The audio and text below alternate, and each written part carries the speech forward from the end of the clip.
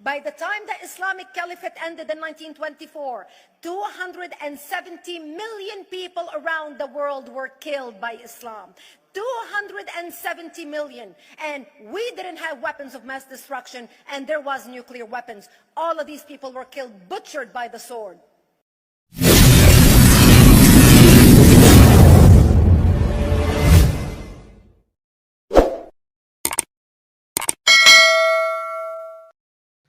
Mema wakwaba eba Atom TV GH eso nyankopon hira papa pase empo ene wagebre a wo hwesa dwumadi na meka wo se hunya subscribe ya na wo ya aka akiri subscribe na beka Atom TV GH ebusuaku no ho like comment na share dwumadi na mgire se wo yesa nyankopon obehia dwumadi sei ne twasa wo support Jumadi ese ne twasa oboa ma jumadi we edu akiri enti de obeya ne se obe subscribe no wa share no wa like na jumadi we edu akiri and then so another great edition ye de ebrewo na ene ye ba behwe bibi afa aye intumusum na asembusa ne se adenti ena eye terrorist a wo wiase ni na omufri eye intumusum Etuatikuo ana etuatifo bi abeba bia no wo na efri eye ntwemofo mu na dienti ena we ebasa na yebehwe eye Islam ntwemosom omo abakosem ene omo mission omo botaye dienti adekronti a ntwemosom ba wiase ene omo ebotaye na yebetwa ye ho abasisi a akohwe video bi abasisi a Yaba yedidiaka ebesoso aha Atom TV GH yanko hembre sisia. And now I understand why they say those who don't learn from history are doomed to repeat it.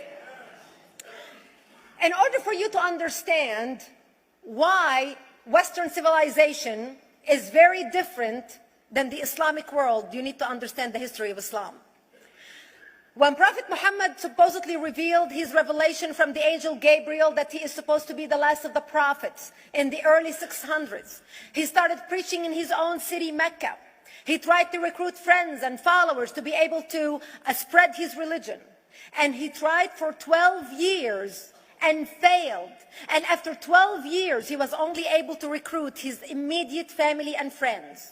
So he decided, if I go to Medina, which was the Jewish hub of Arabia, the business hub where the Jews lived, if I go there and preach my religion to them, if they accept me, that will buy me respect and stature between my own people, and they will accept me. So Prophet Muhammad started borrowing a lot from the Old Testament to make his religion more palpable to the Jews, to make it a lot similar. This is why you see a lot of similarities between Judaism and Islam. For example, Jews don't eat pigs, Muslims don't eat pigs. Jews pray a few times a day, Muslims pray a few times a day. Jews fast on Yom Kippur, Muslims fast on Ramadan. And this is why you started seeing a lot of good writing in the beginning of the Quran when Prophet Muhammad was saying all the good things about the people of the book. He took his message and went to Medina trying to recruit the Jews, talking about the people of the book, talking about how similar the two religions are. When they refused to accept him and follow him as the last of the prophet, that's when he turned against them and started killing them and started expelling them. That's when Islam went from a spiritual movement for the first 12 years of Islam into a political movement cloaked in religion after the year of the Hijrah, after Muhammad went to Medina and the Jews did not accept him. He became a military warrior and declared war on them and started expelling them. Jews and Christians became dhimmi, or second-class citizens. They were only allowed to stay alive and not be killed only by paying the jizya, or the protection tax. So they had a choice: convert to Islam, or if you want to stay alive, you have to pay the jizya or protection tax, living as dhimmi in the Islamic nation. Christians and Jews could not ring church bells. Jews could not blow the shofar. Christians could not ring church bells. They could not pray publicly. Christians and Jews could not gather together and build new churches or new temples. And the way they paid the jizya, or the protection tax, was in a monthly ceremony where they would get together downtown, and the Jew would kneel on his knee and hand his goods to the mullah, who would take the goods as the price for buying the protection. And in many areas, Jews and Christians were given necklaces to wear as a receipt that they paid their jizya, or their protection tax. Jews considered najis under Islam. Najis is bodily fluid. Najis is garbage. Najis is dogs. Najis is dirty. So Christians and Jews were treated as second-class citizens. Islam continued to grow. As Islam grew, more people became dhimmi, or second-class citizens. Jews and Christians were given identifiable clothing. The yellow star, which was given to the Jews, that most people think is a German invention.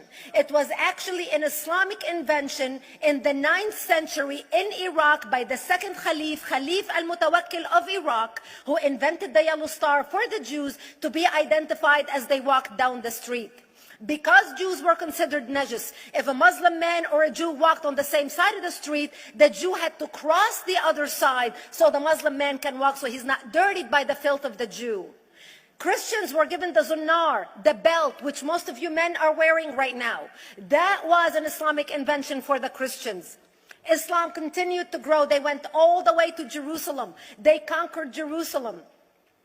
Christians couldn't ring their church bells in Jerusalem. The Pope in Rome in 1090 told the Christians, how could you sit idly by and allow your brethren to suffer like this in the Holy Land? You need to go liberate the Christians. You need to go help the Christians. That's why the Crusaders were launched. The Crusaders were not launched because they just felt like waking up in the morning and going and converting a bunch of Muslims or beheading them. The Crusaders were launched to liberate Jerusalem. And they were able to liberate Jerusalem for less than 100 years before Salah ad-Din al-Ayyubi, Saladin, took it back, and Jerusalem remained under Islamic control until 1967, when the State of Israel liberated Jerusalem, where Christians, Jews, and Muslims could pray under the same sky.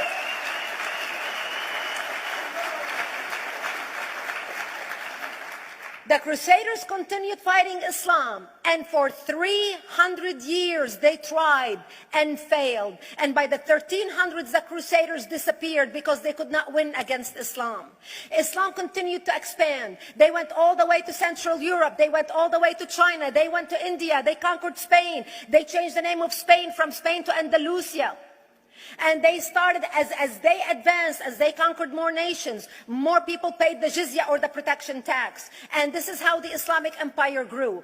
It went all the way until they was stopped at the gates of Vienna on 9/11. 9/11 is not a date that Osama bin Laden just picked out of a hat. 9/11 is a symbolic date in the Islamic calendar. By the 1600s, Islam had covered more of the earth's surface than the Roman Empire did at its peak. Between the 1600s and the 1800s, the Europeans were experiencing the European Industrial Revolution, where the Europeans were able to invent products on factory lines, where they are able to make money and sell products, which gave them the money to build a strong army in order to fight the Muslims. And that's how they were able to stop them at the gates of Vienna on 9/11. The Europeans started the pushback against Islam. They pushed them out of Europe. They pushed them out of all the way to the Middle East and North Africa. By 1924, the Islamic Empire ended. In 1924, the Islamic Caliphate ended in Turkey by President Ataturk, who was a secularist.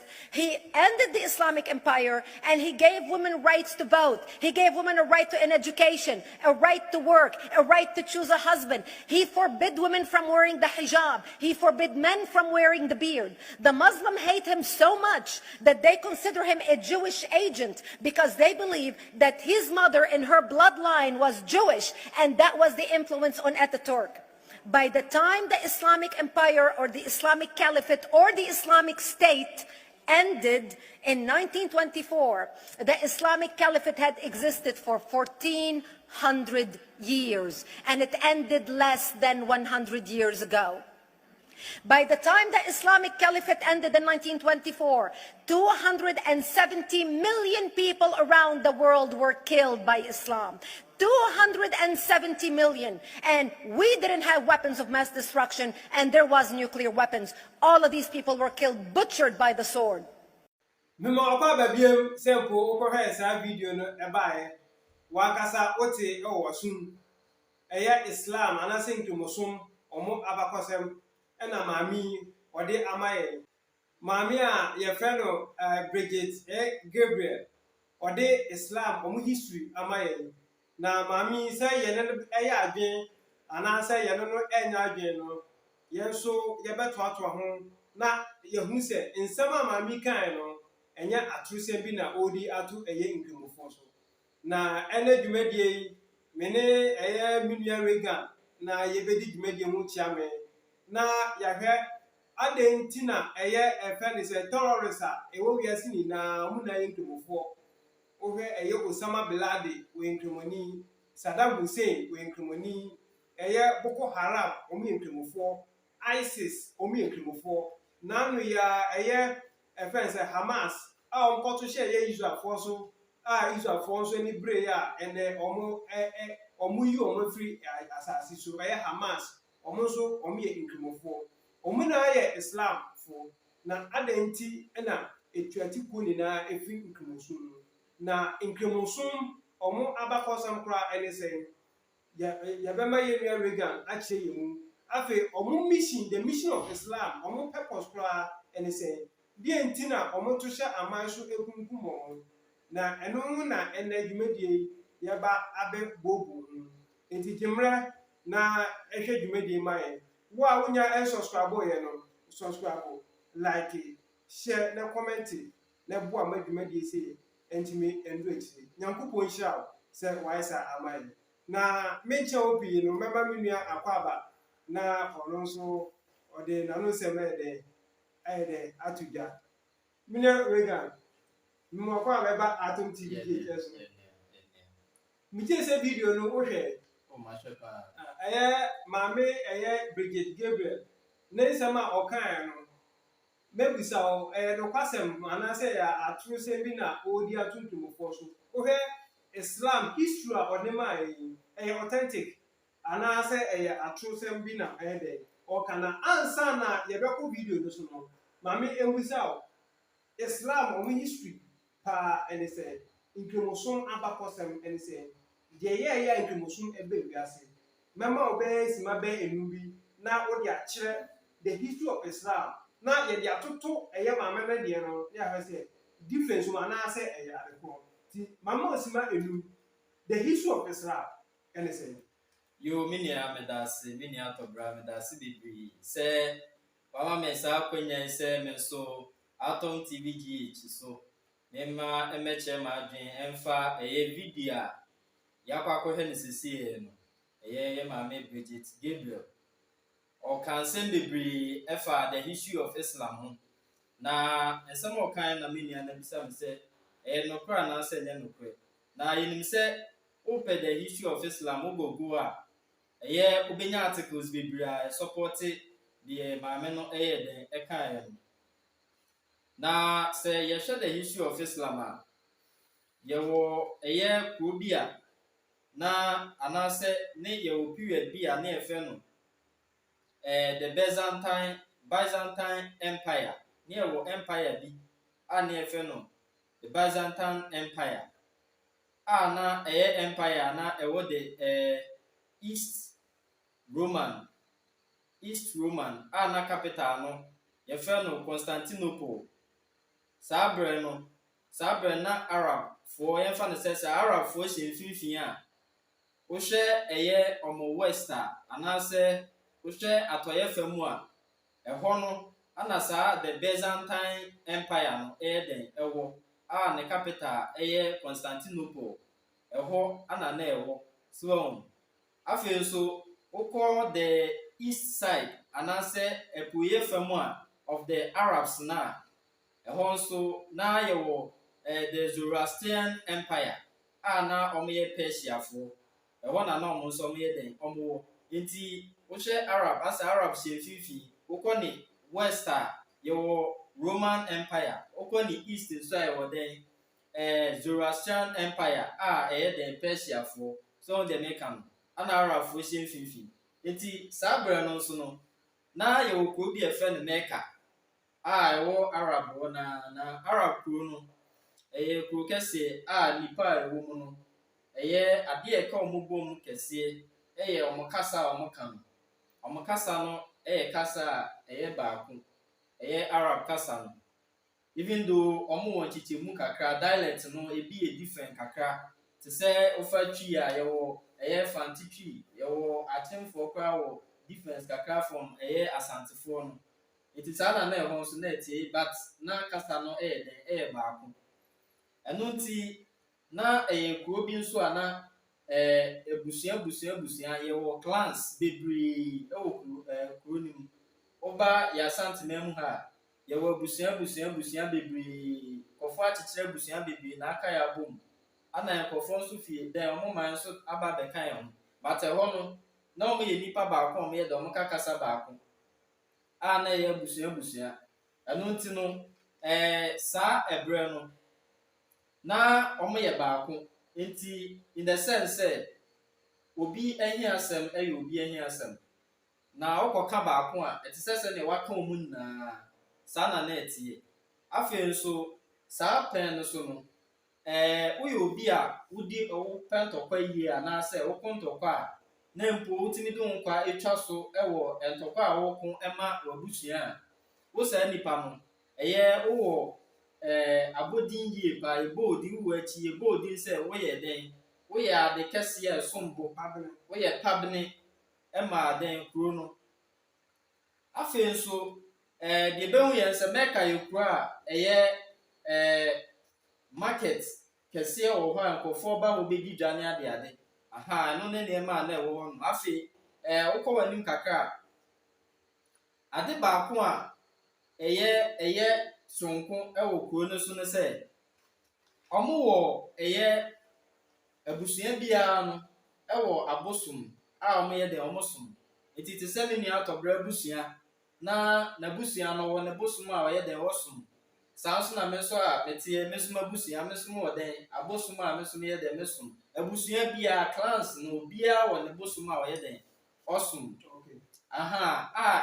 bebree aburo 300 koraa na ɛno no ɛbɛma a ɔmo nya bibi a yɛfrɛ no polytheism nti yɛma Arabfoɔ no bɛyɛ polytheistic yɛka polytheism a na kyerɛ sɛ ɔsom no ɛyɛ dɛn bebree ɔmo gyidie no ɔmo gye ɛyɛ ɔsom ahodoɔ di anaasɛ ɔmo ɛsom anyame ahodoɔ ɛno nti ɛna ɔmo bɛyɛ polytheistic so ɔmo sɛ ne ade ne teɛ no ɛno nti ɛbaa ne saa no na afei nso ɛyɛ Mecca hɔ no na ɔmo wɔ ɛyɛ ɛdan bi a saa ɛdan no is in the form of a cube ɛno nti ne yɛfrɛ no Kaaba Kaaba no wode ba Borɔfo kasa mu a translation no ɛyɛ cube in the form of a cube ɛno nti ɛnyɛ nwanwa sɛ ɛyɛ Kaaba ɛdan no na ɛyɛ cube in the form of a cube so ɔmo sɛ ne ade ne teɛ no ana afei nso na abosom bebree ɛyɛ dɛn ɛwɔ ɛyɛ Kaaba no mu ɛkɔpem sɛ ɛboɔ bi nso ɛwɔ dɛn Kaaba no mu a saa ɛboɔ no yɛfrɛ no dɛn the black stone saa ɛboɔ no Muhammad ɛyɛ dɛn ɛbɛtoo saa ɛboɔ no na ɛwɔ hɔ deda ɛnyɛ Muhammad na institute ɛyɛ ade a na ɛwɔ hɔ deda afei nso yɛbɛhu sɛ Muhammad ne papa edin de dɛn Abdullah edin Abdullah no ɛkyerɛ sɛ servant of dɛn Allah enti ɛkyerɛ sɛ ɛhɔ ne kyerɛ sɛ edin Allah koraa no ɛnyɛ Muhammad na ɛyɛ dɛn ɛde baeɛ edin Allah na ɛwɔ hɔ deda na ɛyɛ Arabfoɔ edin a wɔde ma dɛn God So a din and a word that it Abdullah means the servant of God and a slave of what? Of Allah. Okay. Na sa abusua obiara na bosom no. Saa nso na Muhammad nso abusua no. Na ɔmo nso ɔmo bosom a ɔmo nso ɔmo som. Ma mi bisa wo Allah ne Onyankopɔn ɔbɔ so na asase di anaso ɔmo abusu di na ɔfɛ na Allah. Allah no Arabfoɔ no before sɛ Muhammad bɛba ne ɛni Islam. Yɛnhyɛ saa asɛm wɔ nso. Before say prior to Muhammad there was no Islam. Okay. Enti na Allah ne deɛ Arabfoɔ ɛkasa a ɔmo de ɛyɛ den ɛfrɛ God ɛyɛ den Allah. So ɔmo sɛ ne ade ne teɛ. Na esan sɛ Quran no predominantly Arabic language na ɛde twerɛ yɛn ti no. Yɛkasa Allah obi bɛgye sɛ Muhammad kwa na ɛyɛ den. Ɛde Allah ne yɛ den ɛbaa but Allah no ɛyɛ din a na ɛyɛ den ɛwɔ hɔ deda a Muhammad bɛto yɛ a mɛka sɛ ne papa kwa de Abdullah. I means the servant of the Allah. Saa na tie. Aha. Enti metoa so a ɛyɛ abosom no na Muhammad nso abusua na ebi wɔ mu. Deɛ kɔbaeɛ ne sɛ Muhammad abusua no ɔmo na ɔmo hyɛ den Kaaba no so. So Kaaba no ne ɛwɔ Kaaba ahodoɔ but the black stone wɔ mu no ɛno na ɛyɛ the most relevant. So ɛno na ɛyɛ the most relevant na ɛno no ɛnso na Muhammad abusuafoɔ yɛ den ɛhwɛ so. No mo ayi obi asi wo a wayɛ sɛ odiifo a ɔno ɔyɛ den ɔhwɛ so. Aha sɛ kyea saa medase. Ɛno ana Muhammad yɛwɔ ne to abusua ɛfɛ no Crusades. Abusua a Muhammad ebepie mu a ɛyɛ ɔno nso Kaaba no ɔno nso ɛbɛto yɛ a blasto no ɛyɛ den ɛba ɛwɔ hɔ deda ɛyɛ nkramofoɔ ɛkotwa mo hyia ne ade yɛ ne nyinaa. Ɛno nti wopɛ ɛyɛ nkramofoɔ abakɔsɛm a ɛyɛ kakra yɛ a metumi akɛn mehu ne sɛ yɛhwɛ video na yɛakɔhwɛ no ɛno nso bɛboa yɛn ama ko video no ma America sɛ Muhammad so asase no ɔpɛ sɛ nka obrukuti ne nanfofoɔ ne wɔn mo anso di ɔkɔ Medina no so asase no ansa no nyankɔ no ɔpɛ sɛ obrukuti ne nanfofoɔ bo nyankakra bi ansa na ɔkɔ Medina ɛyɛ Jewfoɔ no sɛ nka ɔno so ɔkɔ no kɔ ɔkɔmbensi wɔn sɛ ɛfɛnse ɔyɛ odifoɔ the last prophet asase no ɔhyɛ ahyɛ sɛ like ɔdɔkɔdɔkɔ wɔn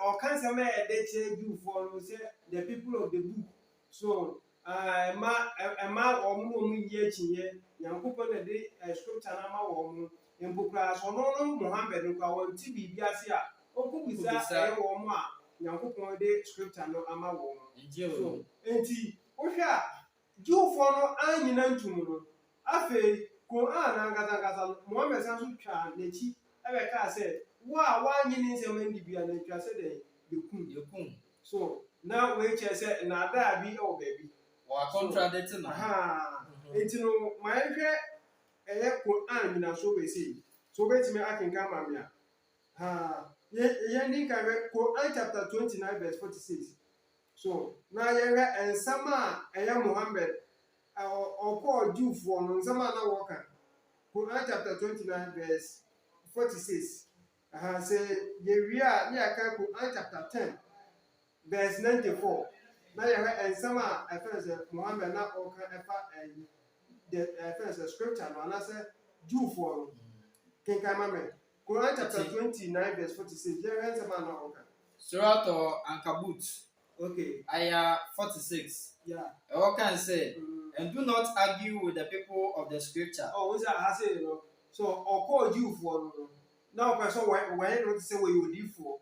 Intina, yeah, or no way the boko. Say, on Muhammad, no. Only come for a new person or more argue and say, one more a Bible. I didn't tell to us, mammy. Except in a way that is best.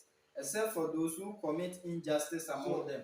And I just say, so many offense a Christopher no bad argument. Now a Christopher ye be a and then Comuni one price what's an anato if there's a operating to assume.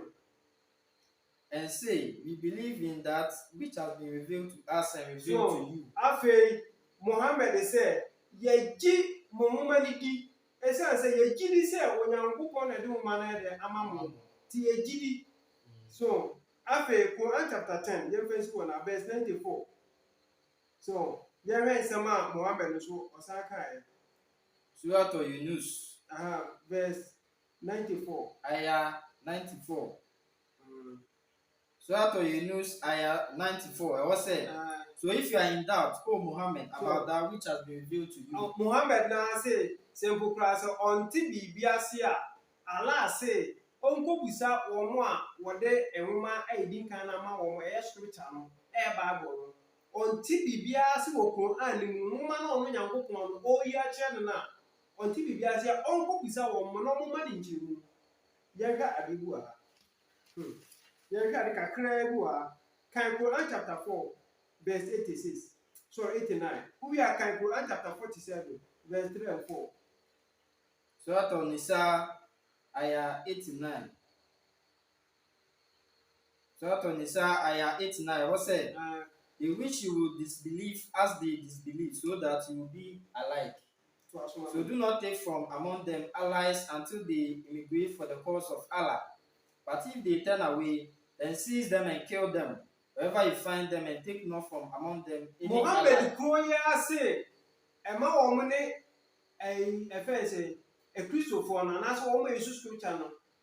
A new person of Wagi or Epo Parliament Biasi or Quran and Momuko Bisa a face woman a crowd scripture. A bad saying, Anna, Papa, we are some sweet channel who Quran prayer was said, Obino Obina Yagi or Quran Muna. Contradiction be Kosovo. That is a similar mammy kind and or poy, or the other Konoposam. So, anything can call it, it's like a Jew for no Abagina tomb. Jew for no Agina tomb, after or turning against them, said the Obekum. So, we am a mamma, some more kind, then it's so. So, in some more kind, to say, and no one, a banner say, Afi kind, Quran, chapter 47, verse 3 and 4. Surah Muhammad, verse 3 and 4. Ayah 3 and 4. What said? This is because those who disbelieve follow falsehood, and those who believe follow the truth from their Lord. Muhammad said, Obi biara onje Quran indi no, or your truthful. And those who believe follow the truth from their Lord. Lord. That's Allah present to the people of their comparisons. Verse 4. Verse 4 now says, so when you meet those who disbelieve, what is a wish here will be a one Quran in ya Jana on Islam, so in ya Jana, wish ya on your corner. In battle, strike their necks. Was it or Kuno? So I said then. Strike their letters of Kumpuam to Asmame. Until when you have inflicted slaughter upon them. Copim say, Ube Kumpuam no you or cry. Then secure their bonds and either confer favor afterwards or ransom them until the war lays down its burdens. Sir. That is the command.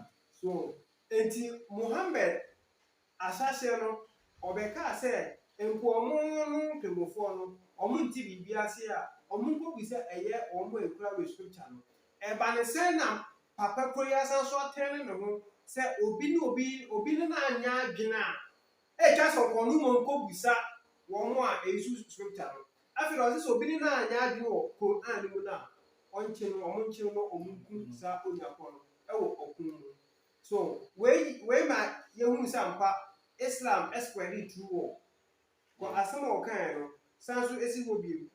When you meet someone in a battle, so when you meet those who disbelieve in battle, strike their necks. Islam is ready to war, according to this verse.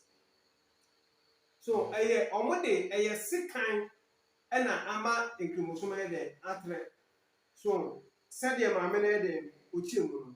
And to wait, and my young said, efend say ewiase terrorists abani na efrinkimusu because of what they are anti-cheese.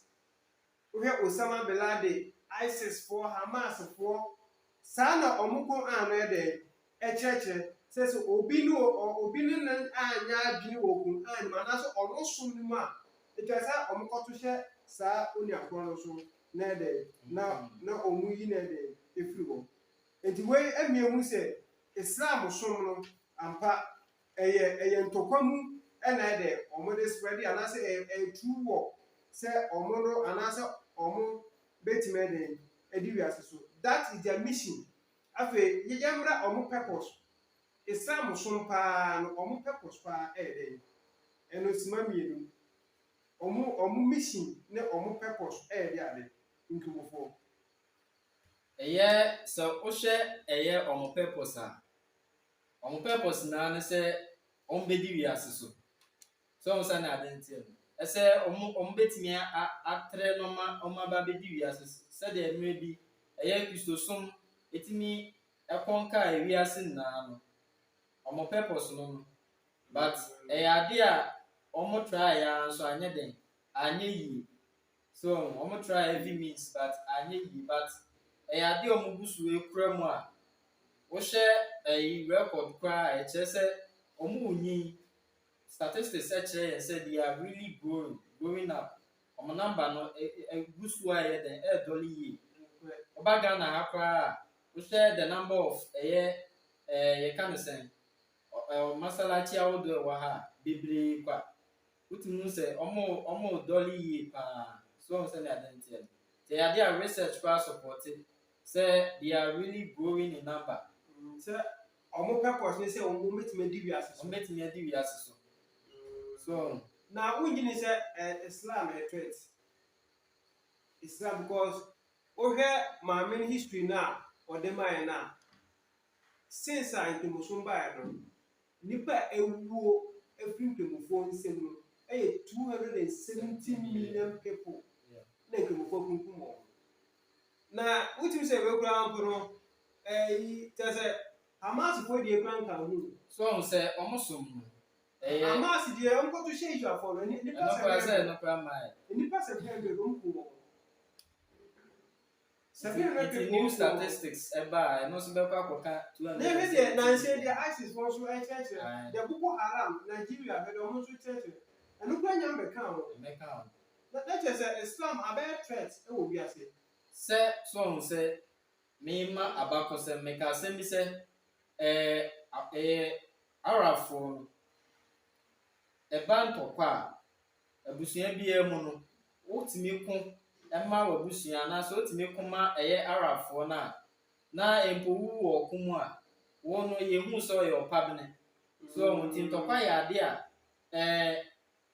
o ma de bia omo enije ho yie pa so isan say eboa o ma omo ye de o ma setre eboa o mo nya japade ne ade so won say ne ade ntie nti so wo kumu kra na chese wo boa ye ma yensa ye den eka bibi nti ye den ye udin no eda ho se abakosem udin kwa abakosem so won say ne ade ntie aha nti ade a history kra back se omo pentokwa so na mo wo time bi efe ni jihad no and say so we fight against other religion omo no wo nya de enya adwen so ade a omo esom ne de agitum hadith no kra ye de wo quotations bi ye de back sa jihad so enti sanity omo som no sanity jihad no ana emomo yes any man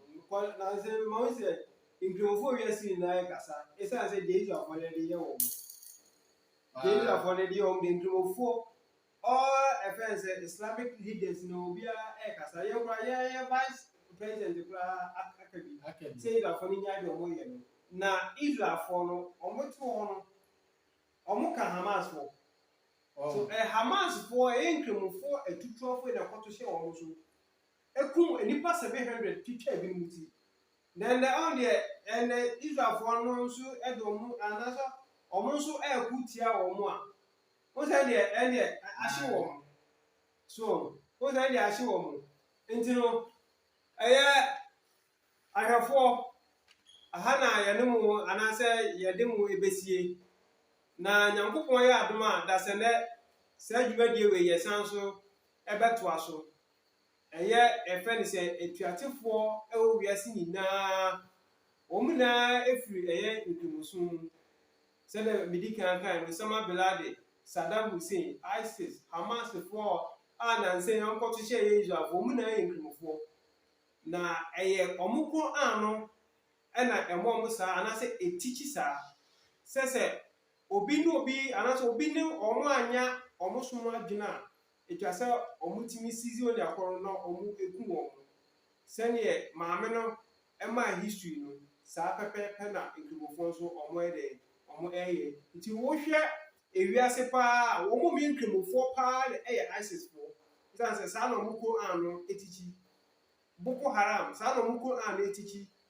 sese obi no omo anya adwo omo asum a etwasa omo chi sa oni akoro no na omo eku omo to hwe a eye ekristofo so na omo aka yie so esa say eye kristofo e na omo anya adwo so eye ekristofo enti no ya besre na yakoso a de ahwe omo abakosem no se na be ya yenso ye nie de ebeda ho se na be a se woni community a obehwe ni yie esan se omwoma no echeche se wunye nkemoni pa wo ye ne tamfo misan so esisu wiem ko ano echeche se obi bia wonye nkemoni bia no wo ye tamfo man nkemoni enti no ya de bekoso ahwe adisuewe empo se sakra be bo musumu a ebegina ye ekusufo so midimu ebesi ha se na wo nsem kakra bi ka yo ensem kakra ya mo editwato ene se yate sensem we na no ye twa se episofo ye ne se afi evangelism no okay twa se ye de faden enkamofo so lai aka e wo se ye ma ye libre wo na pa esan se wo share religious na groups na omo na omo enyi yie pa as statistics e back se omo wunyi yie pa eno nti no twa se ye de asem ne ye den e ko mo nchen ye be ye so twa se ye no wodom nye ntokwa so it was a pa that say ehu be hia yie se evangelism ye ko nkrimofo na ye no mo so de ekoka onyankopon se no ono mo ba han ni mu esan according to Quran chapter 1 verse 6 omo ko so abom pa se ala enti omo kwantene no so Yesu se me no okwan no kwan ne nkwan no obi timi mko eja ne nchen ti se onam mi Yesu so enti Quran no ehwehwe kwan no ekwan no so e wo Bible ni tetwa se ye koso na ye do mu esuadi na omo eba Ewurade Yesu Kristo nchen no nyankwaje e mo mkra ye de mu ebesi ha se dasene musanso ebeti enka aha eye Atom TV GH o subscribe ya subscribe na like na comment mai ye de mu ebesi ase bye bye